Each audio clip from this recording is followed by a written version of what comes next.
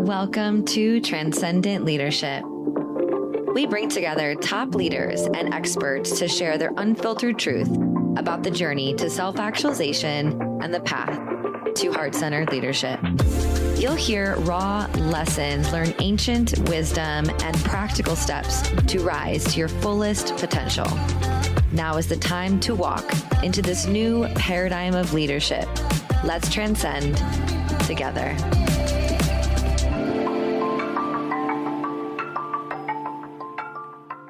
Hello, and welcome back to Transcendent Leadership. I'm your host, Carissa Johnson, and I'm very excited about this guest. This guy? This guy that we have today. He's an incredible human, and his name is Raj Jana. He is a former reservoir engineer, which we're going to need to know exactly what that is here shortly. 40 under 40 entrepreneur and media host. Raj is passionate about bringing businesses that shift consciousness on the planet. He built his first 7-figure company at the age of 25 and has since sold millions of dollars through products and services in the e-commerce space while consulting for leading global brands in the health and wellness sector. Raj is currently the CEO of Liber8, a human transformational company that builds technologies to help people track and resolve the root emotional causes of their health, money, and relationship stressors. As a seeker, Raj explores the edges of spirituality, healing, personal development on his critically acclaimed podcast, Stay Grounded, which reaches thousands of people in 70 countries each week. Can you see why I'm excited about this guest? I just found him on the street a few minutes ago, and we're excited. And here I am. Here I am going down a rabbit hole. Yeah. It's great. It is great. That's what we signed up for. What is life? It's this life. It is this life. It's this life. Yeah. Well, thank you so much for being here and taking the time to explore life and consciousness and share your wisdom and truth and authentic expression with us. As I was tuning into the intention for the show, it was really just to allow like everything to arise and to show itself. And I know everything I'm open. Okay. I feel like this is going to be turned on me. You're going to end up switching it on to me. No, I wouldn't do that. Yeah, I feel that might be a possibility. Anyway, I was feeling the contribution that you're making to the world. I certainly want to explore, but also something that feels really important that you and I have been jiving on a little bit is really transitioning from this like entrepreneurial aspect of you to more of like this creator. And so really want to first dive in with a little bit of your background. Let's give the audience some nuggets of wisdom, and so we can drop into your journey to really appreciate the man that you are today. I mean, how much time? Give me a we got plenty of time. Okay, all right. Give us all of you. We want me? all of you. All of me. Okay, well, let me start with I graduated from college with a petroleum engineering degree, and I got a job working in corporate America in New Orleans right out of school. I was a reservoir engineer, which means that I basically was tasked with the job of assessing how much oil was in the ocean, and I would be telling companies how to get that oil out effectively and safely. And I was good at what I did. I loved the challenge of the work, but I hated being in a cubicle. And I was in a 9-year relationship at the time, and it was long distance, and there were just so many things that made me feel really trapped, like just confined. I couldn't move. Didn't have the freedom to do what I wanted to do. And around that time, I just remembered, running into a book called The 4-Hour Workweek, and just being super frustrated with my life. And 4-Hour Workweek, I don't know if you know the title, but it's like, live your dream life, escape the 9 to 5. It was like screaming at me. And so bought the book, read it over a weekend, and it just changed my life. It made me realize that there's this whole world of online learning and podcasts. I discovered Tim Ferriss's podcast, which then led me to Pat Flynn, Smart Passive Income. And then I started like finding this whole world of courses online. And I was working still full time. So I just started buying courses, and I just like relentlessly kept trying side hustle after side hustle. I think I had like 6 failed side hustles, and then my 7th one ended up being a course that taught me how to sell products on Amazon. And so I learned how to source products from China and meet manufacturers. I was basically like teaching myself how to do business. And then I launched my first product for my first company, which is a coffee company. It was a manual coffee grinder. You just like crank away with your hands. And 3 months Is this after, like 35 years ago, or this was back in 2015. coffee grinder that you? Oh, I guess people still do that. I'm not a coffee drinker, so I don't know. So we kind of like started. Well, now in hindsight, we created the category for like slow coffee. Like there was like this big rush for like going really fast and like drinking as much coffee as you can. Well, like we kind of went the other way, and I found this really beautiful niche of like people that just wanted to slow down or wanted to go camping with their coffee and just drink like and grind it by hand, feel more connected to what they were making, which ultimately is like the art of ritual. I didn't realize this at the time. I was just like, oh, it looks like a cool product. Let me just sell it. I was not conscious. I was not awake. And then 3 months after I launched that product, I had a mentor, a cubicle mate at my company, a guy named Jerry Markowitz, who was a geologist, and he was teaching me how to sort of like do reservoir engineering. And he, after 37 years at the same company, 3 months before his retirement date, died of a heart attack. And that was like the first like, that kind of just made me realize like, wow, like this dude did all the right things, did everything he was supposed to do, yet the rug was still pulled out from underneath him. And then the next week, his wife showed up at his office, who had just retired, with a box to clean out everything in his cubicle. And I'm just watching this woman learn who her husband is. Like, and it was just one of the most sobering moments. And it just like sparked this deep desire to be, I was like, I don't care if I'm selling coffee grinders or like whatever. I don't care. I'm just going to get really good at this, because there's no way that I'm going to be stuck in a cubicle. 7 months later, we hit our first 7 figures. I was still working full time. I was like working really hard and doing the whole thing, and I was getting burned out. And then I met a mentor of mine, one of my first mentors, a guy named Yannick Silver, who runs a really beautiful community called Maverick. And then he had written a book at the time called Evolved Enterprise, which was about blending business and impact, and how you don't have to have two separate. Like I always thought you would have like business over here, and then you'd have your nonprofit over there, and like you make all your money and then you start giving it away. And he was really challenging that paradigm of like, no, business is an incredible vehicle to begin making change.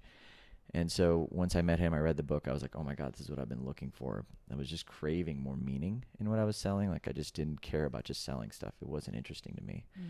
And so I went through his course, read the book, got his mentorship. And that's what brought me into spirituality, actually. Like he brought me into like gratitude journaling and connecting to my heroes, and really like using positive visualization and like bringing in more of these concepts to like creatively uncover who you are and how it expresses in your work. And through that process is when I came up with the tagline for my coffee company, Stay Grounded. And that then, because, you know, I was thinking about my father. My father came to the U.S. with $60 in his pocket, first generation immigrant. And he was not happy. He was working his butt off his entire life, sacrificed all of his joy for his family. And the idea of something like what happened to my mentor happening to my dad really triggered me. And so I just made the mission of the company, like, we can't inspire you to leave your job and go travel the world or go empty out your 401k and buy a new car, but we can inspire you to stay grounded in the moments you love, using a ritual that you can create for yourself with people you love. And that then became the slogan, the mantra, the energy of the brand. And then I started sharing that message, and somehow, some way, someone on our list reached out and was like, I love this direction you're going. Can I help you launch a podcast? And at the time, I wrote a Vivid Vision. I don't know if you know Cameron Harold, but he's got a beautiful book called Vivid Vision, and it's all about like channeling what you aspire your company to be in 3 to 5 years and putting it in a document that you can share with your team, and you can share in recruiting, and you can put out there. And so I wrote a Vivid Vision, and in there I wrote podcast. It was like one line, and then this guy came up, and I was like, oh, great. It's supposed to happen. Perfect. So then launched the podcast, and then I left corporate America because I was, you know, doing well with the coffee company. And after sharing that message, things just skyrocketed. We grew like 800% a year, a few years in a row, won the Inc. 5000. It was like this rocket ship of like a growth company. And I was getting way more interested in personal growth and spiritual development than I was selling coffee. And so, because entrepreneurship was just hard. Like once you take away the security of the 9 to 5 job, now it's like all the fears and insecurities showed up. I'm a first generation entrepreneur as well. So like no one in my family, no one in my lineage has ever had an opportunity to work through the insecurities that are present when you're going and carving your own path. So I went through a really tough time. My podcast went from being this like slogan to then being like my free therapy platform, where I was bringing on all these coaches and healers and authors that like I just wanted to learn from, and they were giving me free act. And so I was growing like crazy. And then along the way, I just kind of got to a place where I could start looking at the other parts of my life. And now I'm like in this 9-year relationship, and I'm not proposing, and I'm doing all this personal development work, but for some reason I'm just not finding the answers. And so then I entered into my first ever plant medicine ceremony to find answers. This was like in 2019. Changed my life, cracked me open, brought me back into my heart. It's like putting on colorblind glasses for the first time. You can just see the world and the vividness. And like my ex was like, who are you? Like, what is this man that just showed up? And he's like in his heart, and he's just open. And it also opened up all my trauma. Oh yeah. Right. So it cracked open. So it was like this aliveness that I was now connected to also opened up baggages of unprocessed emotional energy that was just stored and locked away in my nervous system. And I didn't know how to handle that. So I just kept going back to journey after journey. And like eventually it got so bad that like I had just gotten to in fact, like it got so bad in our relationship that there was one point right before we broke up. This was actually like my awakening. If I had to think about like an awakening moment, this is my awakening moment. 3 months before I knew that she wasn't it, and I had the courage to admit that to myself, my penis stopped working. And I had erectile dysfunction at the age of 27, and I was absolutely destroyed. And it just like completely floored me. And that's what then, like, I went to all the books, the podcast, but I did not want to look at the truth, which is that I'm not in integrity with myself by being in here. I'm not being honest with her. And there was just, then my body was speaking to me in volumes that I did not know how to understand. And then I hired a hypnotherapist because that's how the universe works. I'm navigating these problems. A hypnotherapist ends up on my podcast. She ends up talking about the subconscious mind and how it influences everything. And then she gave me a free session, and then boom, brought everything up to the surface. Live on the podcast? No, not on the podcast. I was like, wow, you really went into that one. No, it's not. No, but right after the show, in fact, like there have been a few women in my life that have just looked at me and just been like, we need to work together. And like when I get that, I'm usually like, yes, ma'am. Like I don't really argue. And Grace was one of those people. She literally looked at me and she's like, we have some work to do. And that work led to me having my spiritual awakening in that way, which was like me finally walking away from everything that I thought I needed to be for everyone else in my life, disappointing my parents, losing my friends, the idea of Raj breaking, to finally connect to the truth of me and to like connect to that column of me. And then that happened. My former lover and I broke up, and that then started this deep path of me just like learning to come back to myself. And that was a 3-4 year journey with lots of trials and tribulations and turns. And on that journey is when I realized doing the work is hard. Like really learning to understand yourself is really difficult when there's so much noise and there's so many different opinions and there's so many different tools. And I had the time, the money, the energy, the resources, the excitement to devote to that path. And when I thought about everyday human beings who are stuck in the world, who are stuck in lives that they just can't get themselves out of, they don't have the money, the time, I just saw this massive problem where like we need to have a solution to really help people find a more effective and efficient path towards that liberation that is theirs, and it's their birthright. And that's when Liber8 started. And I started working on the project to really help remove the confusion from like the journey of going in. And so that's the journey of getting to Liber8. And we can talk about Liber8. We can talk about any of it. I'll just pause there because I just talked for like hours. And so it was actually like 4 minutes. Oh, okay. But I think it's so important. I have a lot of really successful, very incredibly brilliant humans on the podcast. And I always feel like really accessing the depths of the hero's journey is really offers so much space for appreciation of who sits before me. And I'm really just wanting to offer gratitude for the path that you have chosen and you continue to walk. Not only just being in a space of love and like curiosity of self of who you are, but like standing for something in your family and willing to bring people back to staying grounded with the taking like a normal thing that people do and really creating deeper meaning into it. I feel like that's not an easy feat, and really I feel just like an enormous amount of appreciation for you what you're doing. I received that. I feel very appreciated. Thank you. Yeah, beautiful. I had a question that popped in when you were speaking, and I'm wondering if you'll indulge us for a moment in what do you think the younger Raj would say to the current Raj who's here right now? Oh God, dude, am I allowed to cuss on the show? Yeah. Okay. Oh yeah. You fucking nailed it, bro. Like that's what he would be saying. I actually have to remind myself of that a lot. Especially when I'm in like crisis or challenge. And when I like look at that, like one of my most effective tools to get me back into deep appreciation and gratitude is to actually go back and think about 24, 23-year-old Raj who was sitting in a cubicle and like dreaming of freedom and going to him and being like, hey bro, these are the problems that I have today. These are the challenges that I'm navigating right now. And like every time I go to that lens, all I hear back from younger Raj is, dude, that means you fucking made it.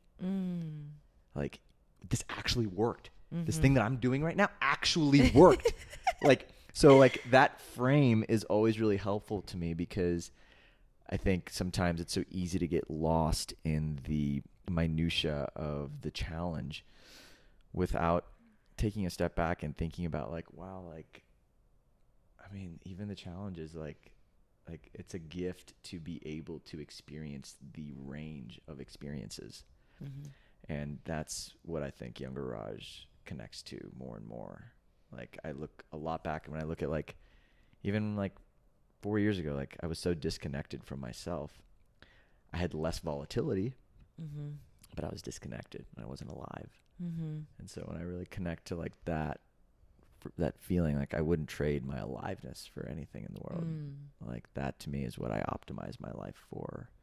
That is the North Star at the end of the day. I don't know when I'm going to die. I don't know when things are going to end. All I know is that I can show up fully in each thing and just break open to more and more of God and continue to allow that level of opening.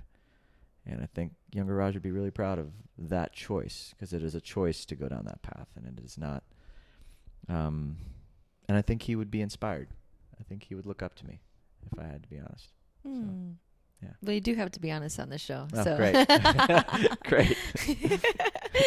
Yeah, you really spoke to the depths of, the honoring of his path and like what it took for him, and also like what he'd be looking at you now. And you mentioned aliveness a lot in our conversations, and I really appreciate that. And you've been on a little journey. It's like a soul quest that you've been on. Talk about what sparked that soul quest that you've started and are still on right now, and what that means to you right now. So define soul quest, because I feel like, is that awakening? Is that like, because I'm curious if maybe you can it's not a soul quest. I'm using my own terminology. What is it to you? You're traveling. You're really being present. You're following the aliveness. You're talking about this chapter of my life. This particular chapter of your life, like where you're really listening to spirit. You're listening to God. You're making decisions that some may be like, oh, that's scary by traveling, or just doing things that really require an immense amount of trust in the universe and God and self. And so I'm just curious what that journey, where that sparked from. For me, I think it's like I can think about the things like the relationships or the challenges in business, or like I can name any of those, sure, and That could be their own stories. But if I had to really think to the root, I think it's just I'm intrinsically, there's something about just the pursuit of liberation that is fucking exhilarating to me. There's something about just not having anything to fear. I remember my first ever cold call I ever did. Like the first side hustle I ever bought, like the course I bought taught me how to start a software company from scratch. Mm-hmm. And what they asked you to do in there was talk to people that you want to build a product for and find out their problems. And then once you validate their problems, go build the product that they want. And so I was terrified to do the cold calls.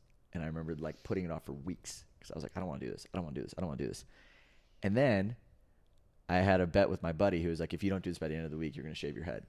And I was like, fuck, okay, I'll do it. So then I finally did it, and it was a no. The guy was like, hey, I'm not interested. So it actually was my worst fear coming true. Mm-hmm. Yet the aliveness that I felt on the other side of that was unreal. I made 2,000 phone calls after that in the matter of 3 weeks. Wow. I just could not stop. I was so high. I was like, this is it. This is the jam.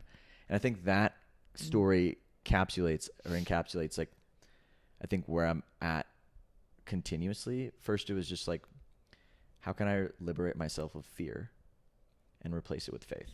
And I think right now, at least in my life, I'm in a deep process of just building that muscle of faith.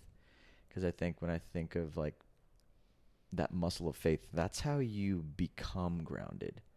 It's not just about staying grounded. There's tools to stay grounded. There are practices, there are aspects, but your spirituality, your connection to the divine, your ability to stay attuned to what wants to happen, your ability to listen and to feel held, because that feeling of being held is a feeling in your body. It's not something that's anything outside of you. It's always within you. And so once I've just been realizing how much power I have within myself. And I'm just really inspired to activate that power to its fullest potential and really, truly embody the fullness of that integrated self that is in alignment with what wants to happen and what I'm here to do. And I feel like that's a gift I get to give myself. And I think the only way to get there is to go through your own surrender experiment. Mm-hmm. That's The Surrender Experiment by Michael Singer. For everyone listening, if you haven't read that book, it's a fantastic book. And that's the premise of the book. It's what if life had a better idea of what wants to happen? And what if I just align myself with life? Mm-hmm. Not to say that you're not taking action and you're not focused and you're not creating, but it's a different way of engaging with this consciousness, this whatever we're in right now, this simulation, whatever you want to call it. And I think that engagement is an edge that I am excited to play at. Mm-hmm. And it's something I don't really know a lot of people playing at personally, which makes it even more fun because I don't have anybody to follow. I only have to listen to myself and I have to trust my own vision and I have to stay really rooted in my own truth and allow the voice of truth to be that sort of compass. And I think, I don't know, it's been a gift. Like I said, I don't know what's going to come on the other side of this. All I know is that I'm more alive today than I've ever been. I feel more vitality, more connectedness, aliveness is the word. It's just, I feel more passion, more of my dharma, and more ease with the way that I exist. And that feels like a gift. So I guess this chapter is about just giving Raj a bunch of gifts. Wow. Well, why not? Treat yourself Yeah. And then by your way of doing that, it inspires other people. And I can just speak from my own experience of being around you. I'm so inspired by the way that you live and how you be and how present you are to just what is alive. And I'm navigating my own sort of surrender experience. Don't look at me like that. I'm navigating my own sort of surrender experiment right now with just everything. It feels like right now when we're recording this, there's 7 planets in retrograde. There's a full moon tomorrow or today or whatever. And it feels like every area of my life is kind of under review. and there's an intensity and also like an opportunity to really let go of everything I thought about everything, not moving from the mind, right? I think I might have shared this on your podcast or one I did recently, but the longest journey is from the head to the heart. And I feel like getting to that place is so hard for people, right? Like, how do I surrender is a question I constantly get, you know? I mean, let me sit with that. 'Cause Yeah, that's like a how do really, you live in such a way? Because I feel like there's a consistent um, there's a consistent pursuit of what the edges are, and like a confronting of the so fear. one of the things I've always felt, and we teach this in Liberate too, like just in our communities, like Mm-hmm. awareness is a skill set. Mm-hmm. Working with your consciousness is a skill set. Working with the oneness that exists is a skill set. And I really believe that. And I think that surrender is a skill. Mm. It's not something that comes easy on day one. And the more you practice it, the more you practice letting go, the more you get comfortable feeling feelings that you're not comfortable feeling, the more you shift your relationship to feelings, the more you start to actually reframe the internal experience that's happening when you surrender, the easier it gets. And so it is a pathway to here. Like I think of like levels. Like if I think of where I'm at now, I'd say, I'm at a certain level of comfort with uncertainty.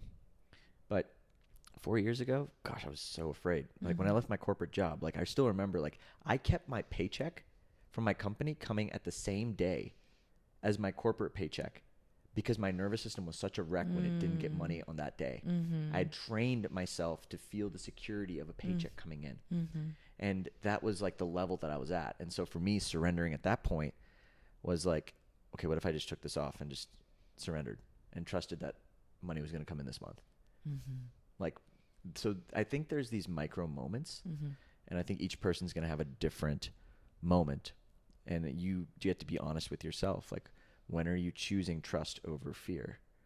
And that's the frequency. And there's nothing wrong with choosing fear until it is. And until it doesn't work for you. Until continuously choosing fear takes you down a path that pulls you out of alignment. And then the only choice at that point, unless you want to carry that into your grave, or you want sickness to develop, or you want some type of an illness in your life, some type of suffering to show up, because that's ultimately what I've found in the work that I do at Liberate and everything that I see. Like when we don't actually honor the medicine of surrender, that's what turns into illness. Mm-hmm. That's what translates into challenge. But the medicine is in the surrender. That is our free, God-given right to surrender to what is, and it's our minds and the fear of that choice that stops us from accessing this infinite well of energy, this infinite well of healing, infinite well of any frequency you want to access is on the other side of letting go. Mm-hmm. And so I think it's a practice. I think you start small, and I think you begin to pay attention in your life. Where are you operating from fear versus trust?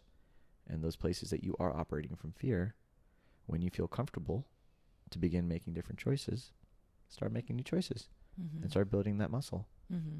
And until then, just keep being and keep learning and keep growing and keep knowing yourself, because that's ultimately the path. Mm-hmm. Yeah.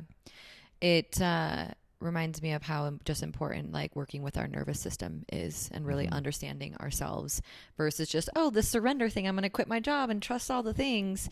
I mean, you could do that, but also what is that going to cost you in terms of how regulated you are? I know so many people like want to do big things in the world and then just put themselves in such a stressful state thinking that they're taking risks or they're taking action, and end up really becoming unregulated and emotionally unstable. And so I want to dive into Liberate a little bit more and talk about the work that you're doing there. And I can already see you kind of glowing. So share with us a little bit about more deeply like what it is. So I shared in the intro, but would love to hear from you. So we sell emotional lab reports, and we create programs to help people do the inner work through their nervous system dysregulations, and become more whole, liberated, and free human beings. So our emotional lab reports are really cool. It starts with an app where we guide you down a process of tracking your emotional triggers and tracking those uncomfortable emotions, those spirals of fear, and we help you track those emotional states back to all the times in your life where you may have experienced something similar, so that you can begin to see just the emotional history of your present day challenges. And what I found and what we find is that when you unkink the emotion, the present day experience changes. Mm-hmm. The emotion is what creates the suffering. And so the Liber8 process, the emotional lab report's really helping you have the awareness of how your patterns are formed, where they're coming from, how they were made, who are the key stakeholders that are like kind of cutting in the way of you accessing your power. And then from there, we pair you up with personalized precision emotional healing plans that are like tailored to help you address the root causes of what's creating your suffering. And that's kind of like what we do. So that's the tech. That's our, and we do a lot of work with a lot of different people. We help people who feel like their illnesses have like an emotional component to it. Like we work with a lot of cancer patients to address like the psychosomatic elements of the disease. Which is, if not all people, they're all illness, don't you feel, stem from some sort of emotional component? I mean, would you say the that? data, I'd like, I don't want to say anything definite because, you know, especially with diseases like cancer, it's such a complex disease. We live in such a dysregulated world with so many toxins and so many factors, right? So there's no, for me to come and say that like, you know, emotional trauma or unprocessed emotion is like the root cause of all disease, I think would be a stretch. And what I can say is that there's a lot of growing research that continues to show that when you address the emotion, you have a positive impact on the outcome, right? So like you improve your health when you address the emotional state, because the emotions are stored in the body, and the body is what's creating all the cortisol. Like if your body is not in a rest and digest state, it's not going to heal. The therapies that you use aren't going to work. So it's not even that there's an emotional root. It's just that your nervous system has to be in alignment with your health goals. And if you have beliefs about health, and food is a great example. Like a lot of people don't even know why they reach for food, right? Food cravings, food in general. Like that's a big element. Like if you don't understand the emotional roots of why you're reaching for this type of food, because it reminds you of mom, or because it's like your comfort food, like you're not going to actually be able to make changes. And the same thing comes with anything else. And so the emotional aspect is more about understanding. So even if it's not the root, like we're still doing a lot of research right now to actually see like, okay, like is there an emotional root to cancer? I can't answer that yet. I believe that there's lots of, you know, work in different areas of the world, Eastern medicine, Chinese medicine, that maps organs all the way out to actual diseases. We will be able to see that in our data, and we are starting to do a lot of research on that. But I think just in general, from a health standpoint, like getting your nervous system on your side, having the right beliefs when it comes to being healthy, so that you can act in accordance with your mind, is one of the most, I think, effective ways to create lasting health results. That's what we see in our communities. Like our community members, when they shift the way that they see themselves, they're more likely to do things that are healthy. And that leads to incredible outcomes. So it's like a trickle-down effect, right? Like it's like the root cause. Because in my eyes, like I just think that the root cause hasn't gotten a lot of attention. It's why we focus there. Yeah. And not to say that all the other therapies aren't really useful either. So yeah, it's really, I appreciate the mapping out. How do you do that? Like how do you track people's emotions? Do you have them just log? So we have our app. So in the app, we teach you basic mindfulness. So like in those moments you get triggered, eventually we're going to be integrating with like aura data and HRV, so that like the second you feel like your markers are going off, like it'll remind you to trigger. So that's when I think we'll start to introduce this product and this type of work to people that aren't already on a path.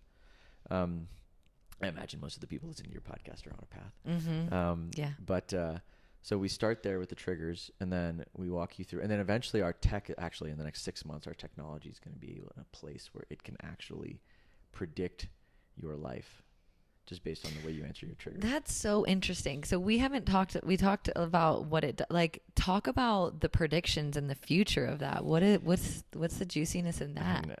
I'd have to have you sign something. But share what you can. Well, what we see is that although we are all really unique, we're also a bunch of snowflakes. Mm-hmm. Like we're also very similar. Mm-hmm. We come from a mother, we come from a father. Our nervous systems at that age are interpreting information in very similar ways, right? Like, because it's so simple.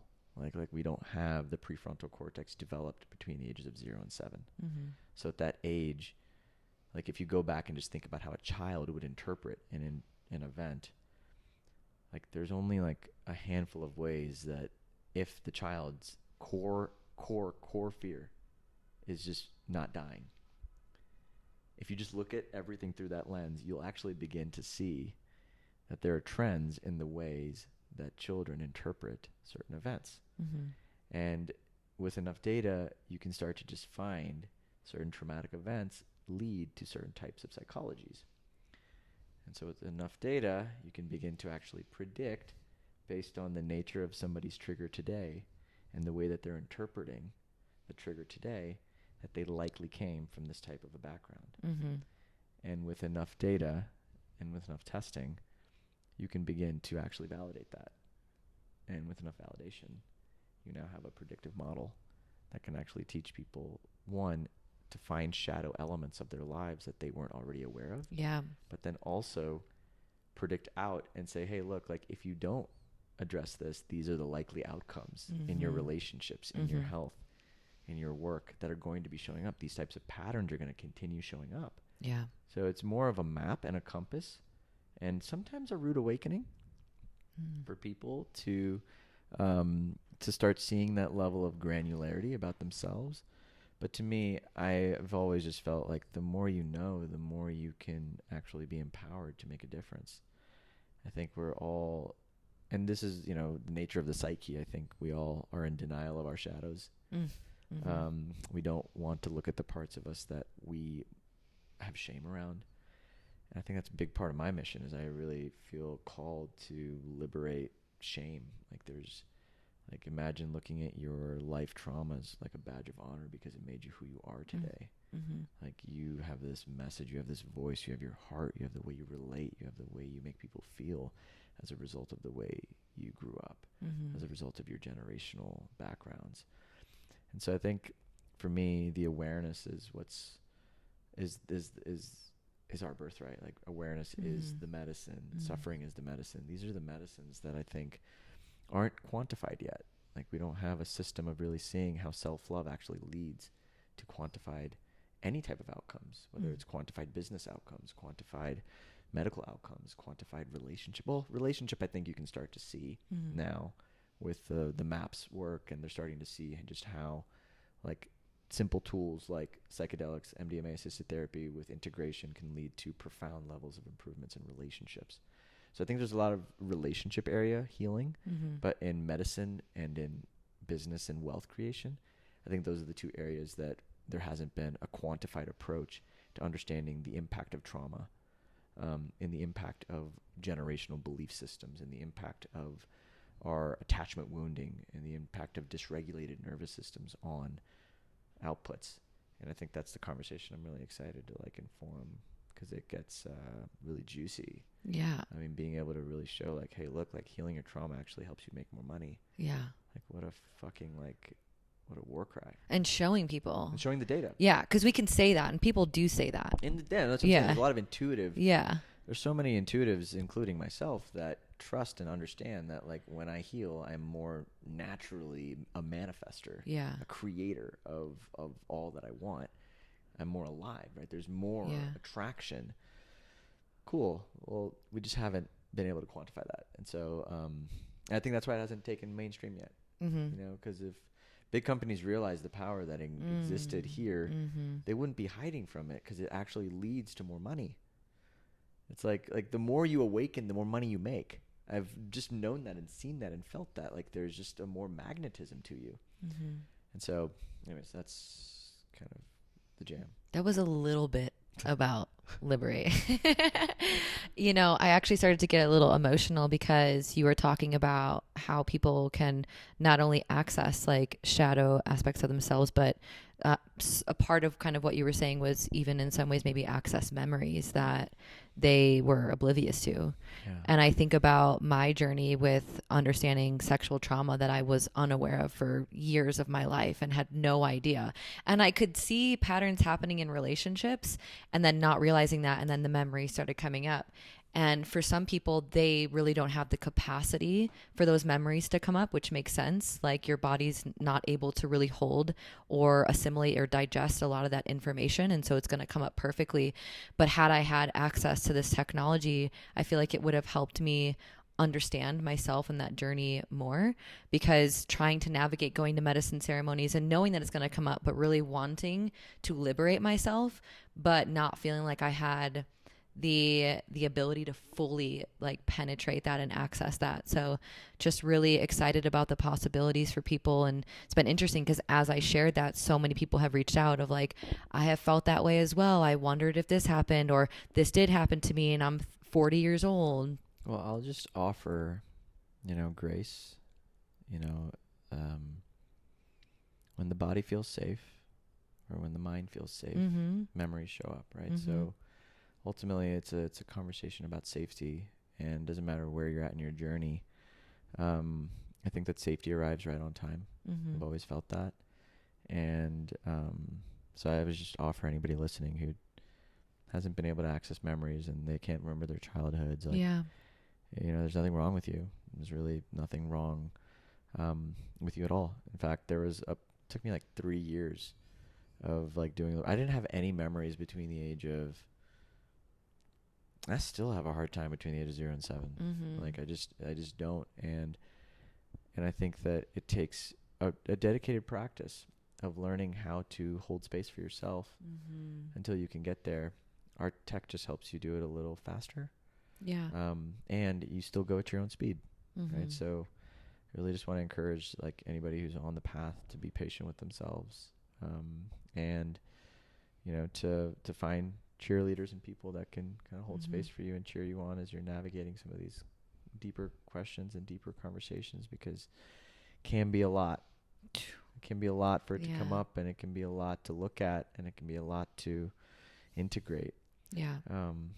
So, I mean, it's honestly actually like if I had to really think about why I'm so passionate about Liber8, it's like, I mean, there's so many tools for like the $10,000 retreats and the journeys and the things, but like for people that don't have the resources, This is accessible. this is it, right? Like it's a $137 emotional lab report. It's a free community with people on the back end who are all holding space for one another. There's like mountains of resources that are just there for you. Like it's meant to be, it started out as a nonprofit project. It wasn't even meant to be a company. It was just meant to be like truly like a gift to the world. Then eventually we realized that raising money like as donations is hard.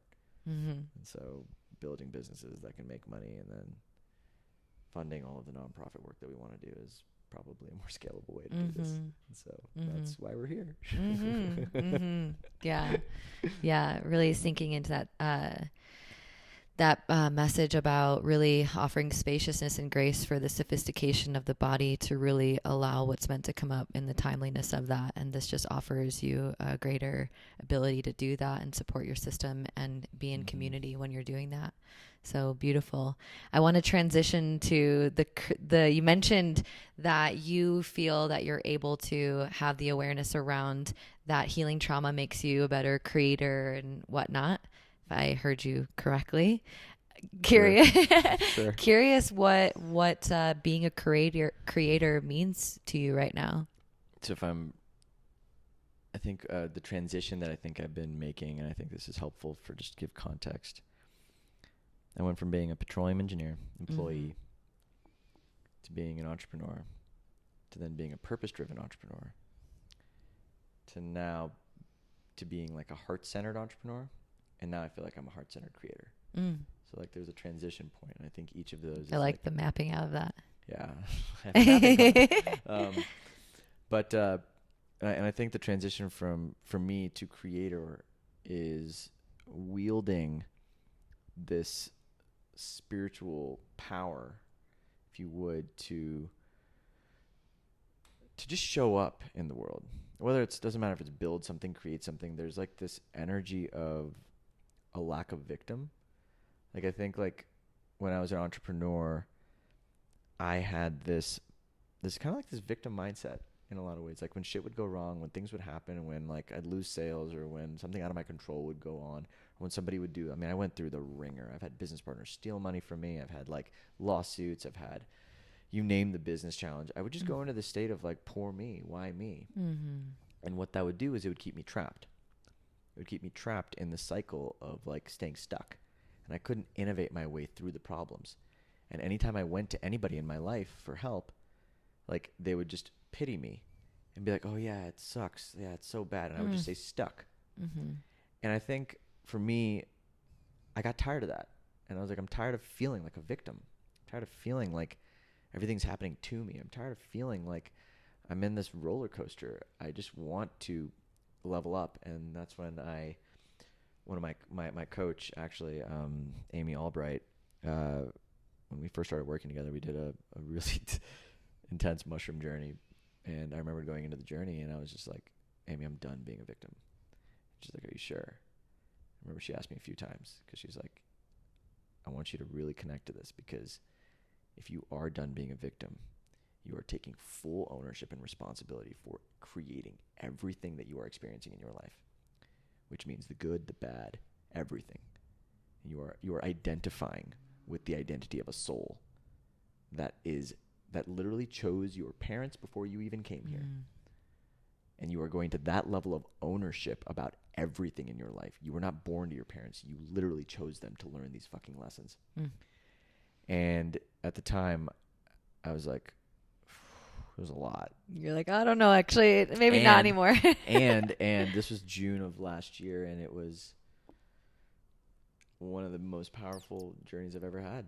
And it really like unlocked a whole new, and it's taken me a year to integrate that, of like going from like, yeah, okay, like everything in my life, like it was my doing, and like forgiving myself, forgiving others, like getting to that state of like true compassion for everything that's happened. Like it took time, and now I'm at a place where I feel like I don't have a victim bone in my body, and it's taken a long time to get here.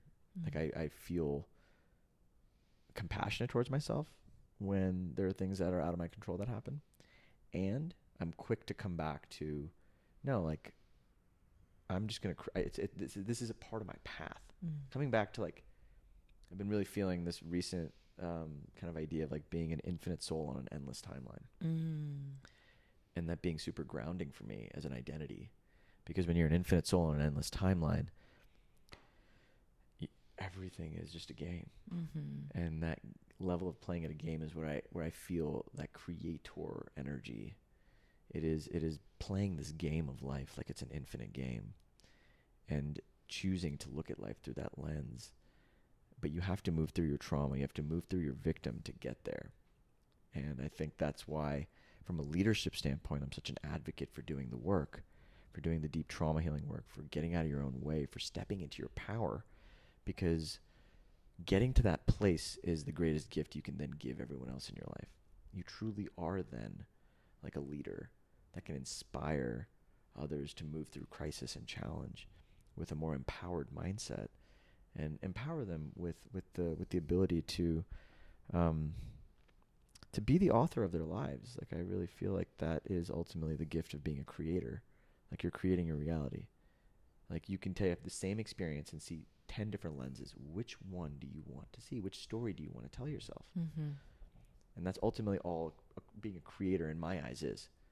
It's just telling yourself a story, and you choosing, and you taking radical ownership of the story you want to tell yourself. And that's, I guess, yeah, that's how I sum it up. Yeah, it actually activated me in a way when you're talking about this.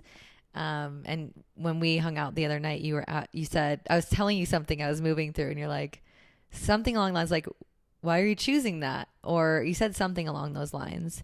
And it really invited me into deeper inquiry around, yeah, why am I choosing that? And I went really deep into like a journaling session and noticed where I wasn't taking responsibility for what I was creating. And I think that is one of the hardest things to do, especially when you're navigating really big challenges. Yeah. Yeah, go I ahead. mean, it's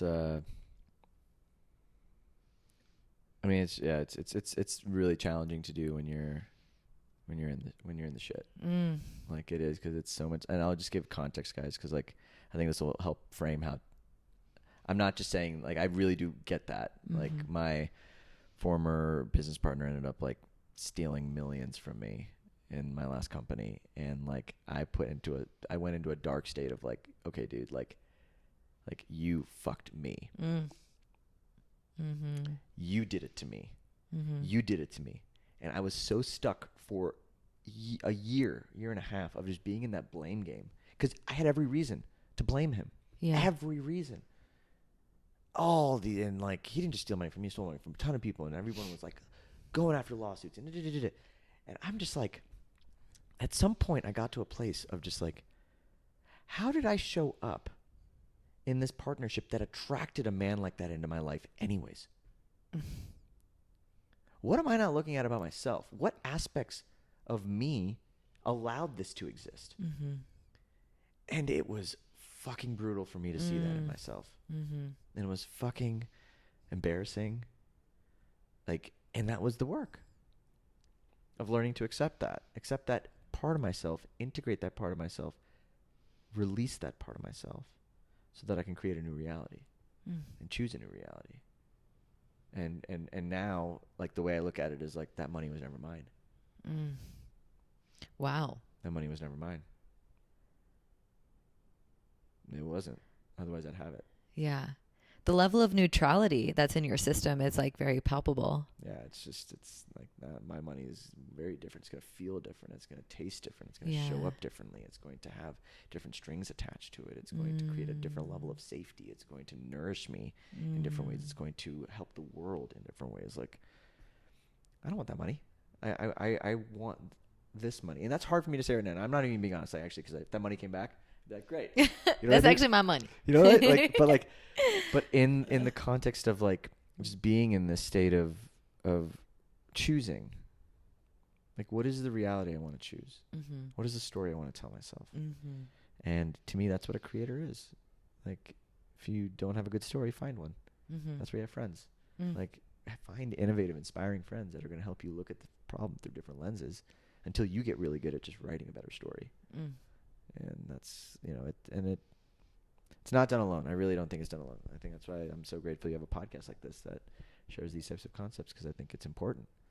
It's important to just remember that this is not supposed to be a solo journey. Yeah. Wow. I'm like going to go into integration after this podcast, and I know many of the audiences as well. This was so juicy and alive and deep and emotional and impactful, and I could say all of the words that it is, but thank you for sharing your wisdom and your journey, and for staying devoted to your path of liberating yourself and others.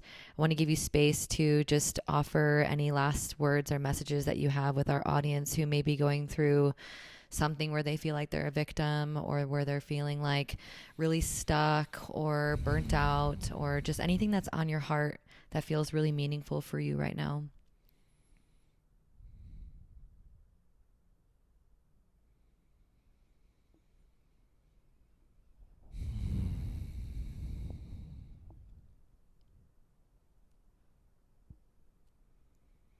I think that's what's coming through. Just be patient with yourself.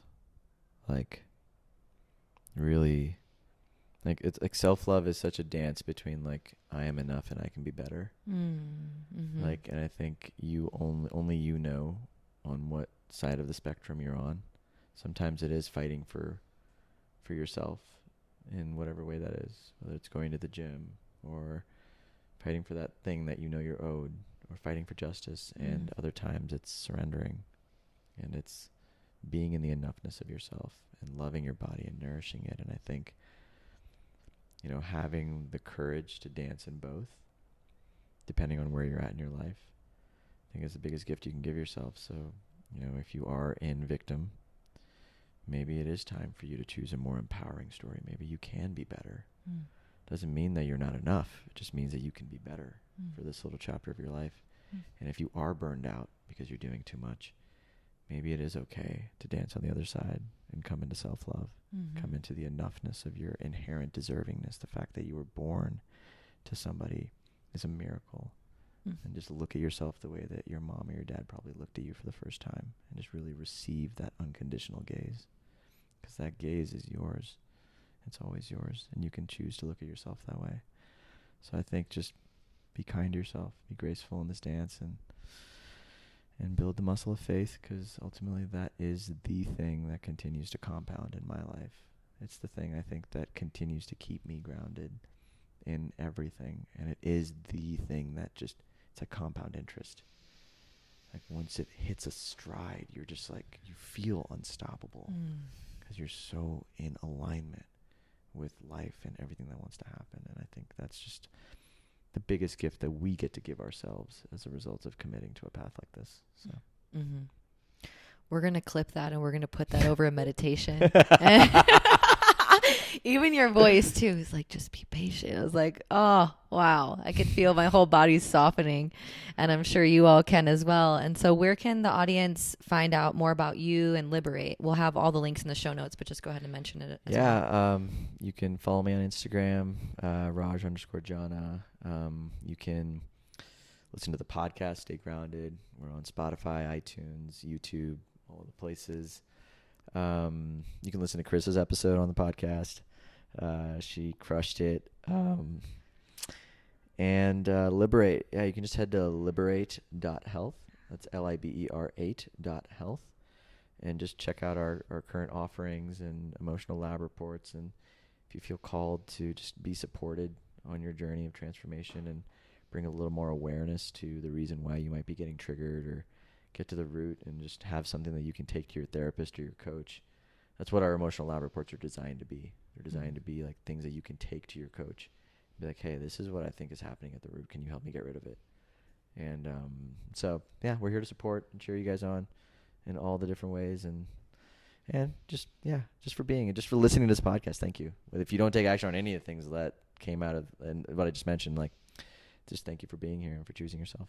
Yeah, very beautiful. And just to, really anchor into that beautiful transmission. And if you do feel like taking action, you could share this with a friend or a family member who might benefit from hearing this information, and continue to share this podcast on social media and tag us and let us know what you thought about this episode, any takeaways that you had. And just thank you again for being here and for being you, appreciating you. And thank you all for listening and tuning in. I'll see you next week. Bye-bye. Bye.